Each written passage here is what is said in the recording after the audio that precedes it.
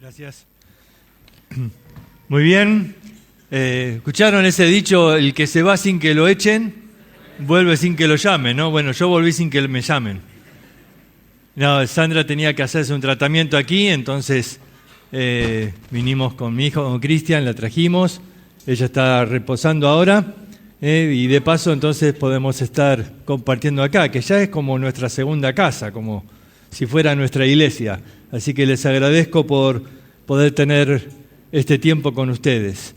Y como decía Gustavo, qué tema, ¿no? Qué tema tan actual, porque creo que en todo el mundo, pero en especial en nuestro país, estamos siendo sacudidos todos los días por noticias con respecto a conflictos en las familias, especialmente con el tema de la violencia dentro de la familia. Entonces vamos a ver este tema, restaurando los vínculos familiares. Primero que todo, queremos ver el origen de los conflictos. ¿Dónde nace este tema de los conflictos en la familia? Y tenemos que marcar dos orígenes. En primer lugar, el primer origen es el pecado. Y ahí ustedes tienen en la figura el recuerdo del primer acto de violencia intrafamiliar, el de Caín y Abel. Dos hermanos que se pelean y Caín mata a Abel. Y ahí ya comenzó, fíjate, desde qué temprano, ya en la primer familia, hay un acto de homicidio. Ahora, Dios va a confrontar a Caín antes de cometer este hecho, y lo va a confrontar con su pecado. Y le va a decir así: si hicieres lo bueno, podrías andar con la frente en alto. Pero si haces lo malo, el pecado te acecha como una fiera lista para atraparte. No obstante, tú puedes dominarlo. Ahora, Dios lo confronta a Caín, le dice: ¿por qué decayó tu semblante? Se le veía en su rostro que estaba mal. Había envidia, había celos, había ira, y de pronto Dios lo confronta y le dice: tenés que tomar una decisión. Es tu decisión. Si decides hacer el bien, vas a andar con la frente en alto, pero si decides el camino del pecado, bueno, ahí está la puerta. Si abrís la puerta, el pecado va a saltar sobre ti, como una fiera. Nuestra Biblia dice: el pecado está a la puerta, significa al acecho, como esta versión dice, como una fiera que quiere saltar sobre ti. Ahora, tú puedes dominarlo. ¿En qué sentido? En que yo puedo decidir no abrir esa puerta. Y Caín decidió abrir la puerta del pecado, decidió matar a su hermano y después sufrió las consecuencias de su decisión. Sin duda alguna, el pecado es el origen de los conflictos en la familia, pero no solamente el pecado, también algo más. Dice Santiago, las pasiones. Dice: ¿de dónde vienen las guerras y los pleitos entre vosotros? ¿No es de vuestras pasiones las cuales combaten en vuestros miembros? Acá habla de pasiones. Una pasión es una emoción muy fuerte, una emoción que puede tomar el dominio de tu vida. Pero acá no habla de una sola, habla de pasiones. Pasiones que son tan fuertes que controlan al hombre. Y acá dice: ¿de dónde vienen las guerras y los conflictos entre ustedes? ¿De dónde vienen? Es de las pasiones que están en el corazón. Ahora quiero decirte, Satanás hoy en día está incitando las pasiones del hombre. Se ha comprobado que en el hombre, cuando hay un exceso de violencia, es porque hay un exceso de testosterona. Y esto está provocado por una cantidad de pasiones. Claro, vivimos en un tiempo donde de pronto uno vive violencia todo el tiempo. Y de pronto la competencia y el estrés y nos mantiene en un estado de agitación permanente, ¿no?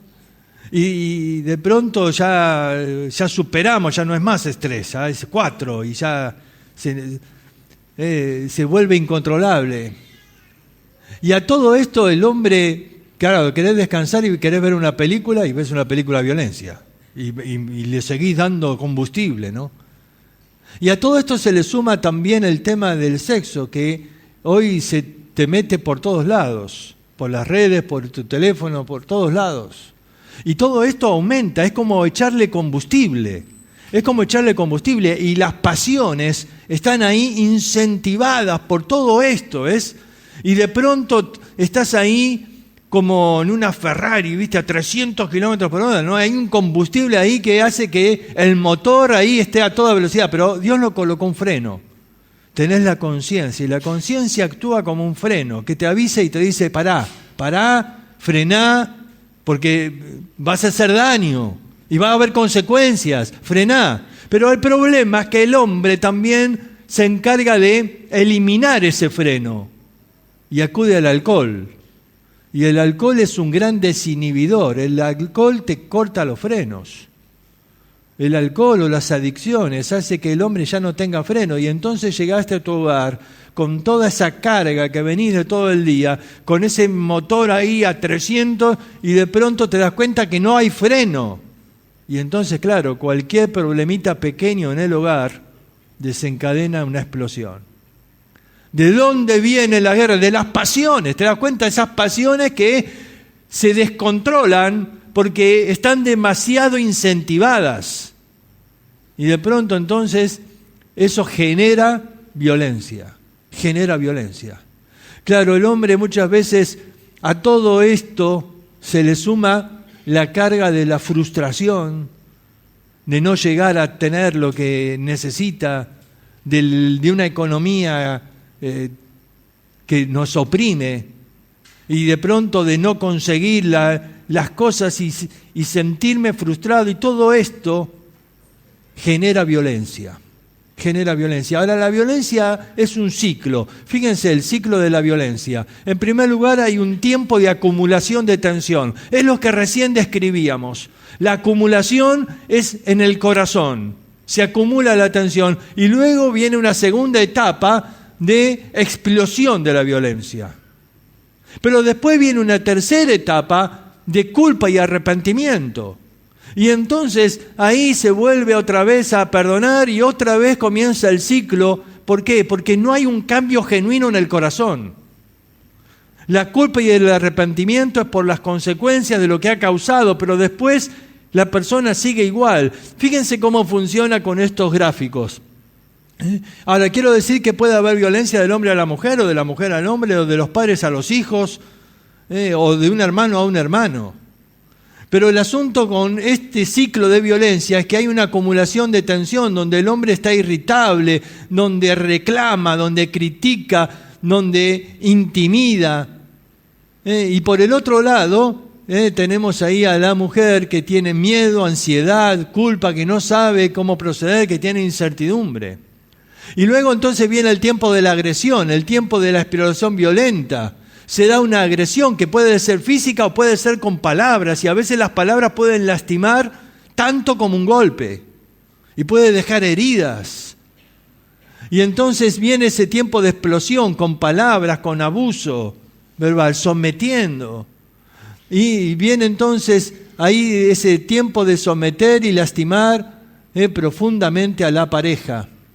Y luego viene el tiempo de la culpa y el arrepentimiento, donde se pide perdón, se muestra cariñoso, se manipula, hablando de los hijos, de la necesidad de que ellos sigan juntos. Y entonces la mujer que tiene miedo, que depende de él, que tiene temores porque está en una situación de dependencia, y entonces perdona, pero esto hace que otra vez se genere el mismo ciclo una y otra vez. Y hay que cortar este ciclo de violencia, hay que poner un fin a esto, tiene que haber un cambio. Por eso queremos hablar de cómo poder restaurar los vínculos familiares que se han roto con todo este ciclo de la violencia. Ahora, vamos a hablar de ciertos pasos para la restauración.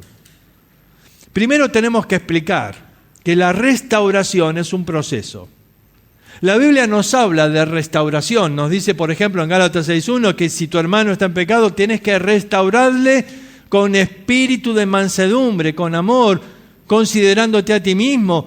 Es todo un trabajo. Ahora, la palabra restaurar se usaba en aquel tiempo, por ejemplo, para esto, para remendar las redes.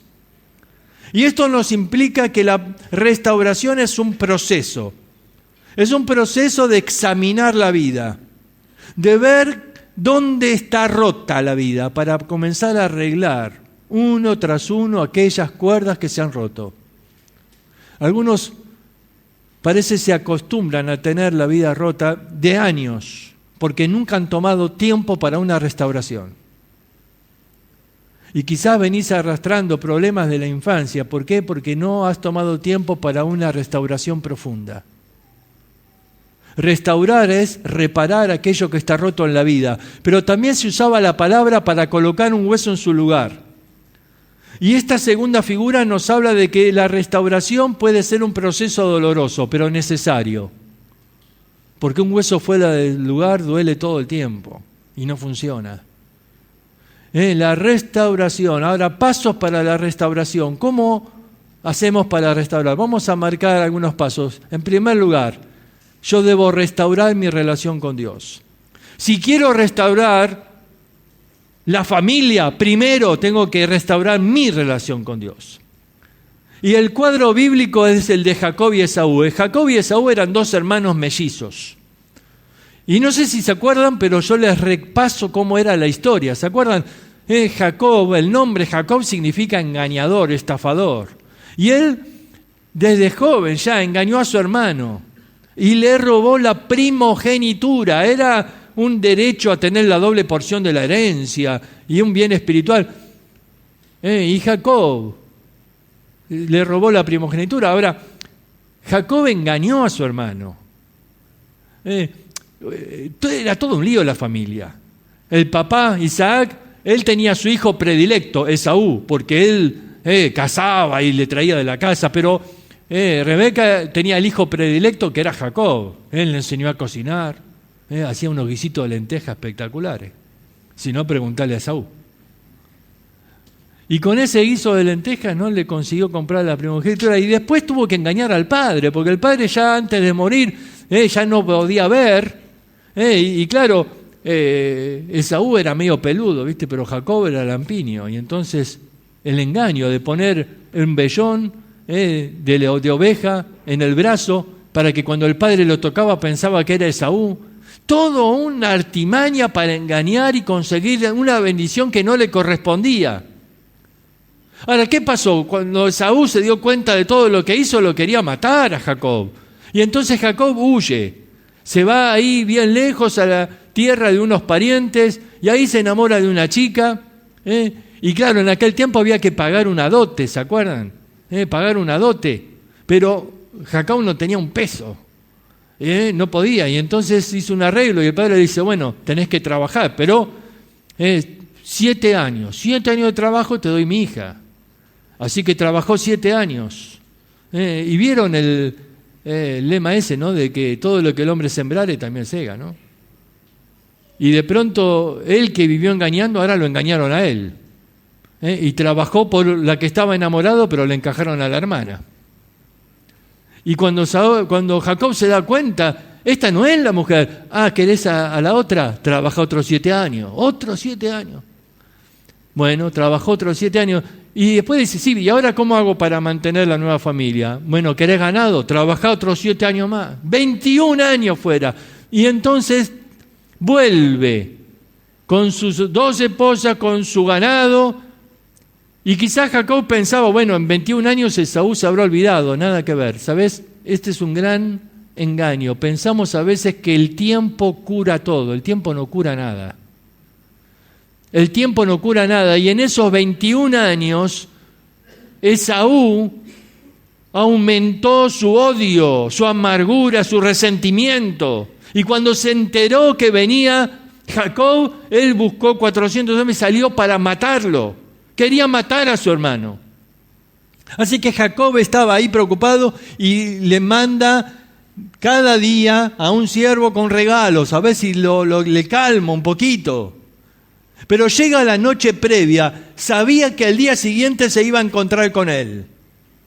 Seguramente había temor. ¿Cómo será ese encuentro? Mi hermano me quiere matar.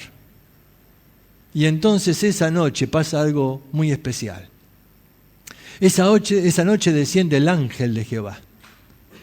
Esa noche él tiene un encuentro con Dios. Y en esa noche él está ahí en oración con Dios y le toca el ángel el muslo y le causa dolor. ¿Por qué? Porque lo está humillando, porque quiere que Jacob deje de pelear, deje de mentir, deje de engañar, deje de hacer las cosas a su manera y por fin se postre ante Dios y por fin clame a Dios. Y ahí humillado, Jacob clama la bendición de Dios. Y Dios hace una transformación en su vida y dice, ya no te llamarás más Jacob. ¿Sabes lo que eso significa? Ya no te llamarás más el engañador, el estafador. Ahora vas a ser Israel, el príncipe de Dios. Jacob tuvo un encuentro con Dios. Él restauró su relación con Dios. ¿Sabes qué pasó al día siguiente? Al día siguiente llegaba su hermano. Al día siguiente él lo ve venir. Seguramente todavía había temor, ahí lo ve venir a su hermano, pero cuando llegan, ahí, se abrazan. Y uno dice, ¿cómo puede ser? ¿Qué pasó? Dios obró. No hay otra manera, Dios obró y logró ahí una restauración entre estos dos hermanos, pero primero tuvo que restaurar su relación con Dios. Si te das cuenta que hay conflictos en tu familia, primero tenés que restaurar tu relación con Dios. Pero vamos al segundo lugar. Tienes que romper las cadenas del pecado. Porque uno puede restaurar su relación con Dios y le pides a Cristo que te perdone y crees que Él murió en la cruz por ti y Él te limpia de todo pecado. Y dice la Escritura que todo aquel que está en Cristo, nueva criatura es. Las cosas viejas pasaron, son todas hechas nuevas, sí, pero a veces uno vuelve a seguir encadenado al pecado. Y entonces Pablo en Romanos dice, libertados del pecado, ya está, ya te liberó. Ahora sos un siervo de la justicia. Y sigue diciendo el versículo 19, en el pasado se dejaron esclavizar por la impureza y el desenfreno, el cual te hundió aún más en el pecado. Pero ahora ya no más. Ahora dice, utilizar tu cuerpo como instrumento para la santidad, para la justicia. Dice, ya no te vuelvas a encadenar. Dice, en el pasado la impureza y el desenfreno te hundieron en el pecado, ya no más. Tiene que haber una libertad. Cristo te liberó, sí, bueno, ya no vuelvas otra vez. Pedro dice, ya fue suficiente el tiempo pasado para haber hecho lo que le agrada a la carne, basta ya. Tenés que cortar con las cadenas del pecado, tiene que haber una determinación de decir, no, basta. Estás dejando a veces entrar pornografía a tu mente. Vos sabés lo que eso hace, eso te envenena, eso genera violencia. Tiene que haber una determinación, basta, ya no más. Estás permitiendo que todavía haya cosas del pasado que sigan encadenando tu vida. Tiene que haber un corte definitivo. Si no, no puede ser posible la restauración. Tenés que cortar con las cadenas del pecado. Porque si no, no es posible con la restauración. Vamos a lo tercero. Dice, restaurar tus heridas internas. Así que tengo que restaurar mi relación con Dios. Tengo que romper esas cadenas de pecado. Pero tengo que restaurar mis heridas internas. Tiene que haber sanidad interior. Y hay dos pasos para sanar una herida. El primero es limpiar la herida. No podés vendar la herida sin limpiarla primero. ¿Qué pasaría? Se infecta. Tenés que limpiar la herida primero. ¿Y sabés cómo se infecta la herida? ¿De qué se infecta? La mayor infección que puede tener una herida es la de la amargura. La de la amargura. El salmista decía en el Salmo 73, se llenó de amargura mi alma y en mi corazón sentía punzadas. Qué bien que lo describe el salmista. Dice que la amargura es como punzadas en el corazón, algo que te pincha por dentro. La amargura te roba el gozo de la vida, te vuelve una persona dura. Estás ahí como con esa mirada de la chica en la foto. La amargura te envenena, la amargura te roba el gozo. La amargura es ese resentimiento que viene cuando no podés perdonar. Es volver a sentir el dolor cada vez que ves a la persona que te ha lastimado, que quizás te ofendió o hubo un abuso o hubo violencia y de pronto heridas que quedan en el alma y que no has limpiado y que la amargura se ha metido ahí y ha infectado la herida. No solamente la amargura se describe como punzadas, Pedro dice ahí en Hechos, en hiel de amargura y en prisión de maldad veo que estás. Habla de la amargura como una prisión, como una cárcel. Estás encerrado ahí en la amargura. Y la única manera de ser libre de esa cárcel es a través del perdón, porque el perdón es lo que limpia la amargura. Ahora, Pedro le dice ahí a Simón el mago, todavía estás en la cárcel de la amargura. Mira, el ejemplo bíblico de amargura es este hombre, Aitofel. ¿Te acordás quién era Aitofel? Aitofel era el consejero de David. Era un hombre mayor a David, pero que él lo había puesto como su consejero, muy sabio. Y Aitofel estaba siempre, dice, siempre a la mesa con David, siempre dándole el consejo oportuno, íntimos amigos con el rey David. Pero en un momento Aitofel cambia y ahora le aconseja a Absalón, que era hijo de David, le aconseja cómo quitarle el reino. Y no se conforma con eso, sino que le dice a Absalón, ¿sabes qué? Tenés que matarlo a David porque si no va a ser una amenaza. Y le dice cómo poder hacerlo y le dice una trampa, hace toda una estrategia para matar al rey. Y uno dice, ¿cómo puede ser? ¿Qué pasó en Aitofel que lo dio vuelta? ¿Qué pasó de este hombre que era amigo íntimo de David y que de pronto se le pone en contra? ¿Qué es lo que pasó? Bueno, encontramos en 2 Samuel que dice que Betsabé era hija de Eliam. Eliam era un hombre que peleó al lado de David, un valiente de David. Betsabé era hija de Eliam, pero más adelante, al final ahí en 2 Samuel, en el capítulo 23, dice que Eliam era hijo de Aitofel. Entonces, ¿qué era Aitofel de Betsabé? ¿Qué era? El abuelo. Él era el abuelo, ¿ves? Betsabé era hija de Eliam y Eliam era hijo de Aitofel, así que Betsabé era la nieta. Cuando David pecó con Betsabé, el abuelo Aitofel no lo aguantó, no lo perdonó. Dijo, este rey, ¿qué se cree? ¿Hacer eso con mi nieta?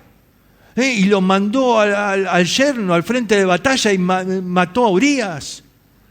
Y el concepto que él tenía de David se vino abajo, jamás perdonó a David. ¿Sabés cuánto tiempo pasó desde que David pecó con Betsabé hasta que Aitofel aconseja a Absalón? 11 años. En esos 11 años la amargura en su corazón creció hasta que lo envenenó, hasta que buscó la oportunidad de matar al rey. ¿Ves? La amargura te envenena la vida. Y lo peor de todo es que Aitofel no logró su propósito porque Dios protegió a su siervo, Dios protegió a David, y entonces Aitofel no lo pudo matar. Y cuando vio que no pudo vengarse, entonces ¿sabes cómo termina la vida de Aitofel? Se encierra en su casa y se ahorcó. Se ahorcó. Es el resultado de alguien que permitió que la herida se infecte y que la amargura le destruya la vida. Yo te quiero decir algo, la amargura es un veneno, O te limpiás del veneno de la amargura o la amargura te destruye. Y quizás algunos quieren tapar, ¿viste?, la herida y decir, no, pero esto pasó hace mucho tiempo. El tiempo no cura, Si la herida está infectada, el tiempo no lo cura. Pasaron 11 años y el pecado estaba ahí cada vez más grande, la amargura iba creciendo. ¿Te das cuenta? Ahora, fíjate otro ejemplo opuesto. El opuesto es José. Los hermanos lo tiraron a José, lo querían matar. Hasta que uno dijo, mira, en vez de matarlo, mejor hagámoslo plata. Eran judíos los hermanos. Si tenemos la oportunidad de hacerlo plata, mejor. Entonces lo tiraron a un pozo, esperaron que venga mercaderes de esclavos y lo vendieron para mandarlo a Egipto. Dijeron, nunca más los vamos a ver, nos libramos de José. Le mintieron al padre, le hicieron creer que había muerto. Salvajes los hermanos, no tuvieron compasión alguna. Pero pasan los años y la vuelta de la vida y el plan de Dios, y de pronto este muchachito que lo habían vendido de esclavo a Egipto, Dios lo coloca como gobernador de Egipto. Y los hermanos, movidos por el hambre que había en la tierra, tienen que ir y se enfrentan a él. Y en ese momento José tenía la oportunidad de vengarse, pero no lo hizo. ¿Sabes qué? José no permitió que la amargura le envenene la vida. José pudo perdonarles. Y dice la Escritura que les habló al corazón, los perdonó y los consoló por el mal que habían hecho. ¿Por qué? Porque el perdón es el mejor antídoto contra el veneno de la amargura. El perdón es el mejor antídoto. El perdón es lo único que puede limpiar el alma. Ahora quiero decirte que quizás tenés que examinar tu vida. Viste, para restaurar, dijimos, como la red, hay que examinar dónde está rota la vida, ¿no? Yo entiendo que puede haber personas que tienen cosas rotas desde hace mucho tiempo.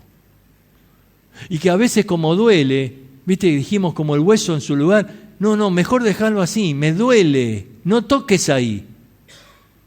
No toques ahí, pero no se puede vivir así. No podés, tenés que restaurar y para eso hay que colocar el hueso en el lugar. No, pero es que no entendés, esto pasó hace muchos años, esto es un asunto quizás ahí de mi infancia, quizás con mi padre, quizás es algo ahí entre hermanos. Tenés que enfrentar esto. ¿Por qué? Porque si no hay perdón, no hay restauración. ¿Te acordás esa historia de Corrie ten Boom? Ella era una mujer que con su familia protegía judíos en su casa, en ese famoso refugio secreto que dio origen al título del libro. Pero claro, un día los encontraron, los descubrieron, y ella y su hermana Betsy van a un campo de concentración. Su hermana Betsy muere ahí. Y ella sobrevive y luego va a iglesias a contar su testimonio. Y ella en una iglesia contaba su testimonio y hablaba de la importancia del perdón. Y cuando termina su charla y viene la gente a saludarle, ella ve del fondo un hombre grandote, sobre todo gris. Inmediatamente se da cuenta quién es. Era uno de los soldados de ese campo de concentración donde ella estuvo. Dice que en ese momento, yo me di cuenta que mi herida no estaba sanada, porque al verlo, revivieron en mi mente como un torbellino de recuerdos de todas las maldades que este hombre nos había hecho, a mi hermana Betsy y a mí. Ahí me di cuenta que jamás había perdonado. Ahí, al verlo venir caminando hacia mí, me arrastraban los recuerdos como si hubiera venido un viento de golpe y me trajera a la memoria todo lo que este hombre nos había hecho. Dice, la mirada que yo tenía hacia él era una mirada dura, con amargura, diciendo, ¿a qué viene este hombre? ¿Qué hace este hombre acá? Cuando este hombre llegó frente a ella, le dijo, hermana Corrie, después de la guerra alguien me predicó y yo acepté a Cristo como mi Salvador. Y Él perdonó todos mis pecados. Pero ahora escuché que usted estuvo en ese campo de concentración y seguramente yo la lastimé a usted también y yo le quiero pedir perdón. ¿Me perdona, hermana Corrie? Y ella dice, yo estaba petrificada, estaba dura, no podía perdonarlo. Y toda la gente estaba alrededor y todos estaban esperando mi reacción, pero yo no podía moverme. Yo estaba endurecida. Y entonces dice, en mi interior oré a Dios. Y dije, Dios, si tú pudiste perdonarlo, obra en mi corazón para que yo también pueda perdonarlo. Y después de orar, dice, sentí el deseo no de darle la mano, de abrazarlo. Y lo abracé y llorando le dije, te perdono, hermano, te perdono. Y ella cuenta en su libro que en ese momento del abrazo, dice, yo sentí, dice Cori, la misma sensación de libertad que cuando salí de Auschwitz. Ella dice, perdonar me liberó de los recuerdos que atormentaban mi mente. ¿Te das cuenta? Si no perdonás, la amargura sigue envenenándote la vida. Si querés restauración, tiene que haber perdón, tiene que haber limpieza profunda de la herida. Pero luego dice, no solo limpiar la herida, vendar la herida. El Salmo 147 dice, Él sana a los quebrantados de corazón y venda sus heridas. Me llama la atención, ¿por qué Dios la venda? ¿No la puede curar? ¿Dios no tiene poder de curar? Venda, porque la venda me habla de tiempo, de un proceso, de tiempo para que la herida cicatrice. Es que las heridas del alma no sanan mágicamente. Y Dios dice, la cuida.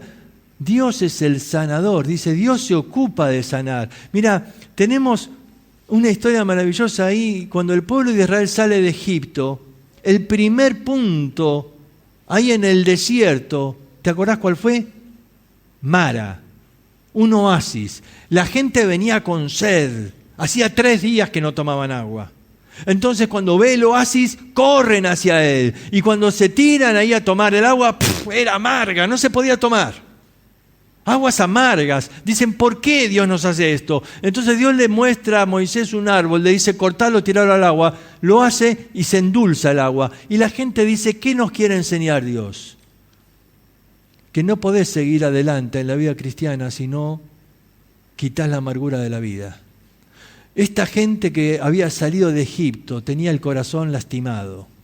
Había amargura en el corazón. ¿Vos te acordás lo que había pasado en Egipto? ¿Te acordás cuál era la ley que puso el faraón? Que si tenías un hijo varón, te lo sacaban y lo tiraban al río Nilo. ¿Sabés cuántas madres habría en este grupo con heridas profundas en el alma porque le arrancaron al bebé de sus brazos y lo tiraron al Nilo? ¿Cómo podés seguir adelante en la vida con esa amargura en el corazón? ¿Cómo podés seguir adelante en la vida recordando el dolor y la amargura que por culpa de otros tuviste que sufrir? Dios dice, no, un momento, tiene que sanar el alma. Y Dios dice, yo soy tu sanador. Ahí está el nombre de Dios, Jehová Rafá, que es yo soy tu sanador. Y no se refiere a la sanidad física solamente, se refiere a yo soy el sanador de tu alma, el que quita la amargura. Si yo pude cambiar estas aguas amargas y endulzarlas, también puedo quitar la amargura del corazón. ¿Por qué? Porque yo soy el que sana y el que venda tus heridas. Y Dios venda y protege hasta que la herida está totalmente sanada. Pero tenemos que ir al último punto. Y tiene que haber una reconciliación verdadera. Y dice Colosenses 3:14, sobre todas estas cosas vestíos de amor, que es el vínculo perfecto. El vínculo, mira, el vínculo es el pegamento perfecto. El amor es el pegamento que mantiene unida a la familia. Ahora escúchame, Satanás hoy está atacando a la familia como nunca. Siempre atacó a la familia, pero en este momento la agresividad, el ataque del diablo es tremenda. Está atacando a la familia. Quiere destruir la familia. Es más, ahora con todo esto de la ideología de género, de que ahora no se quieren más familias. Está atacando el concepto de familia y te envenena la mente.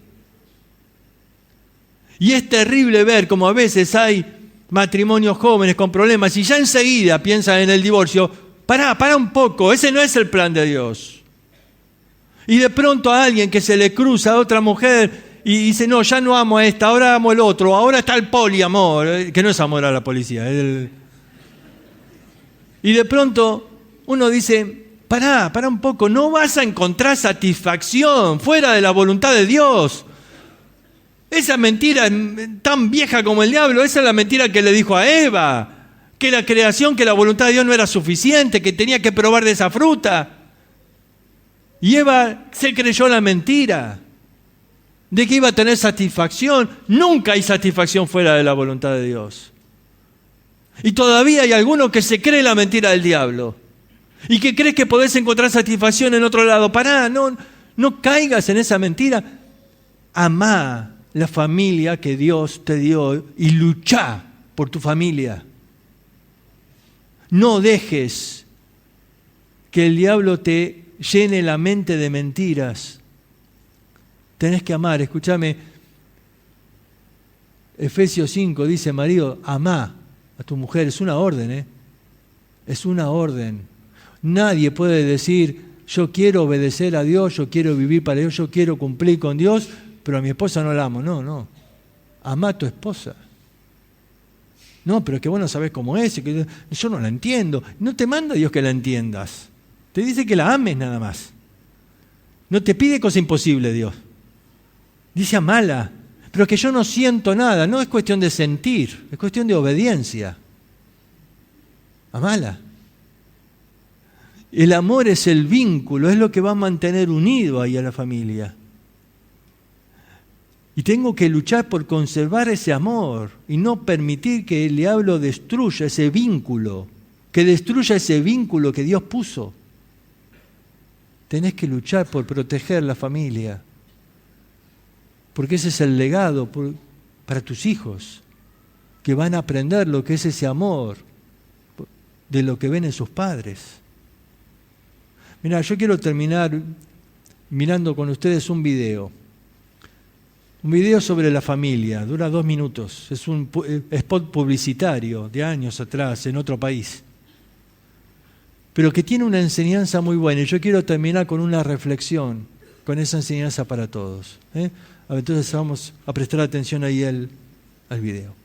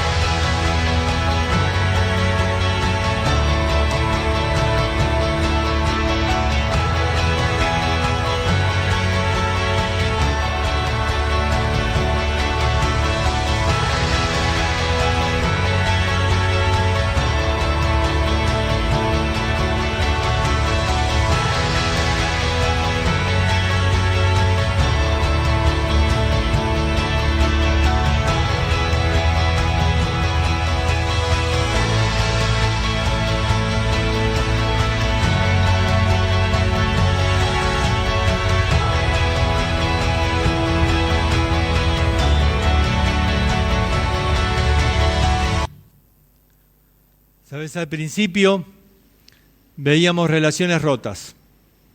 Relaciones rotas. Un padre con su hijo, 2 esposos que no se hablaban, una madre con su hija, relaciones rotas. Pero en un momento en el video dice, quizás no puedas cambiar el pasado, pero puedes cambiar el futuro. Y en ese momento vi algo que cada uno hace, se levantan para una acción concreta. Y el padre baja la computadora ahí y va a abrazar a su hijo. Y el esposo toma la iniciativa para abrazar ahí a su esposa y romper ese silencio. Y la madre va ahí a buscar y consolar y restaurar la relación con la hija. Me habla de acción para restaurar los vínculos de la familia. El pasado quizá no lo podés cambiar. Quizás lo que hay que hacer con el pasado es sanar las heridas del pasado. Y quizás hoy tenés que estar tomando una decisión porque quizás vas a tener que ir a enfrentar a un padre, a una madre, a un hermano y decirle te perdono, te perdono. Quizás hace mucho, quizás hace poco, no importa. Lo que importa es que no podés vivir con el veneno de la amargura. Tenés que enfrentar y perdonar y dejar que esas heridas sanen. Que esas heridas sanen. Y quizás tenés que tomar decisiones prácticas y concretas de decir, tengo que hacer un cambio en mi vida. Tengo que hacer un cambio. No puedo seguir así. No puedo seguir en ese círculo. No puedo seguir así. Tengo que cortar con eso. Tengo que cortar con esto porque no puedo dejar que la vida sea un desenfreno y que siga lastimando a las personas que tengo alrededor. Mira, el cambio es posible. ¿Por qué? Porque Cristo es el que opera el cambio. Y yo quiero invitarte a que quizás tengas hoy tu tiempo de restauración con Dios. Como vimos con Jacob, ¿se acuerdan? Primero restaurar tu relación con Dios. Y si ya lo hiciste, entonces ahora entiendas que ahora tengo que tomar pasos concretos de sanar las heridas de tu alma. De quizás sanar cosas del pasado para poder enfrentar el futuro con una actitud diferente. Purificar esas heridas para que ya la infección no corra más. Y dejar que Dios sane. Él sana. Yo he visto cómo Él sana el corazón de personas. Él sana. Él sana de una manera en que al hombre le parece imposible. Él sana el corazón herido como ningún psicólogo, médico o psiquiatra o nadie puede hacerlo aquí. Él es el que sana el alma. ¿Por qué? Porque Él es el médico del alma. Y Él puede hoy traer a tu vida una paz y una sanidad que el mundo no te puede dar. Pero tenés que tomar una decisión. ¿Vamos a orar?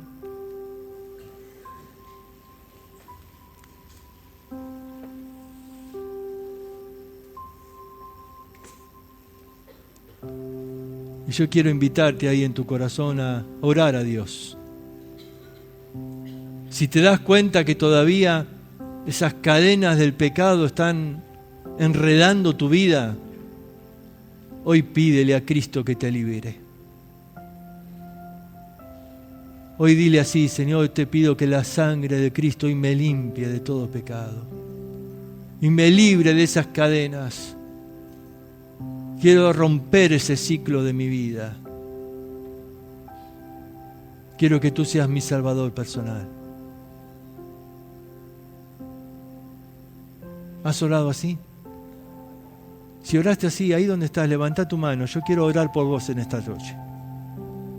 Ahí donde estás, levanta tu mano. Si Dios lo bendiga. ¿Quién más? Dios la bendiga. ¿Quién más? Ahí donde estás, levanta tu mano y decime: si Dios lo bendiga, ahí atrás.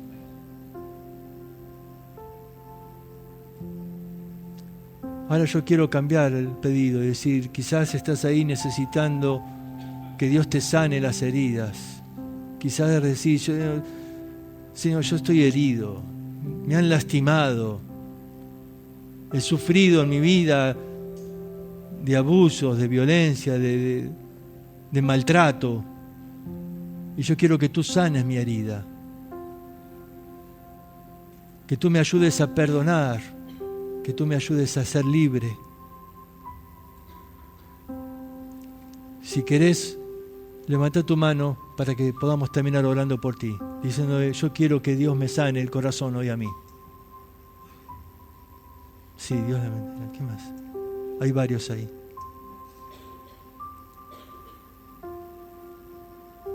Es tu tiempo ahora de buscar a esa persona y pedirle perdón o perdonarla y decirle: yo quiero empezar de nuevo, quiero restaurar esa relación. Señor, te ruego que tú bendigas tu palabra en los corazones, porque reconocemos, Señor, que hay mucho dolor causado por el pecado.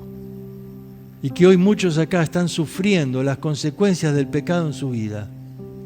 Y yo te ruego, Señor, que tú les libres hoy, que tú les traigas sanidad hoy en su corazón, que tú les ayudes a perdonar, que tú les ayudes a restaurar esas relaciones familiares.